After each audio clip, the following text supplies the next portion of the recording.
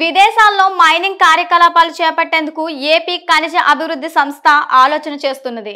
ఇందులో భాగంగా ఆఫ్రికన్ దేశాల్లో గనులు దక్కించుకోవాలనే దిశలో ప్రణాళికలు సిద్ధం చేసింది. తద్వారా తవ్వకాలు చేసి సంస్థకు అదనపు రాబడి పెంచుకోవాలని భావిస్తోంది.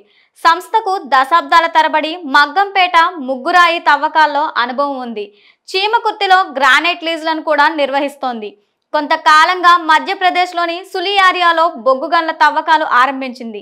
ఈ అనుభవంతోనే విదేశాల్లో లీజులు తీసుకోవాలని భావిస్తోంది. మన రాష్ట్ర పరిధిలోని బొగ్గు గనులకు ప్రభుత్వ రంగ సంస్థ టెండర్లు వేసి పోటీలో నిలవాలని సీఎం చంద్రబాబు ఇటీవల సూచించారు. దీంతో ఏలూరు జిల్లాలోని చింతలపూడి, సోమవారం బొగ్గు బ్లాకులకు టెండర్లు వేసేందుకు అధికారులు సిద్ధమవుతున్నారు.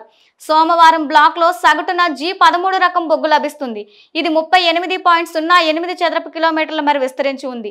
చింతలపూడి బ్లాక్లో సగటున G12 రకం బొగ్గు లభిస్తుంది. బ్లాక్ 12.04 చదరపు కిలోమీటర్ల మేర ఉంది. సోమవారం చింతలపూడి బొగ్గు బ్లాక్లో భూగర్భ మైనింగ్ చేయాలని భావిస్తోంది. అలా చేస్తే గనక సంస్థకు గిట్టుబాటు కాదని కొందరు నిపుణులు అంటున్నారు. దీనికి బదులుగా ప్రత్యేక పద్ధతిలో భూమి లోపల నుంచి మీథేన్ గ్యాస్ ఉత్పత్తి చేయవచ్చునని సూచిస్తున్నారు. అయితే ఈ బ్లాక్కు టెండర్ దాఖలాలు చేసేందుకు డిసెంబర్ 24 వరకు గడువు ఉంది. ఆ లోపు అధ్యయనం చేసి బిడ్లు వేసేందుకు ఏపీఎండీసీ సిద్ధమవుతోంది. జాతీయ ఖనిజాభివృద్ధి సంస్థ ఇప్పటికే వివిధ దేశాల్లో మైనింగ్ కార్యకలాపాలు ఆరంభించింది.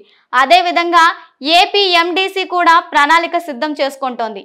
ఆఫ్రికాలో లభించే ఇనుప ఖనిజం, బొగ్గుతో పాటు పలు ముఖ్య ఖనిజాల గనులు తీసుకోవాలనుకుంటోంది. ఇందుకు ఏదైనా ప్రైవేట్ సంస్థతో కలిసి జాయింట్ వెంచర్గా ప్రాజెక్టులు చేపట్టాలని సూచిస్తోంది.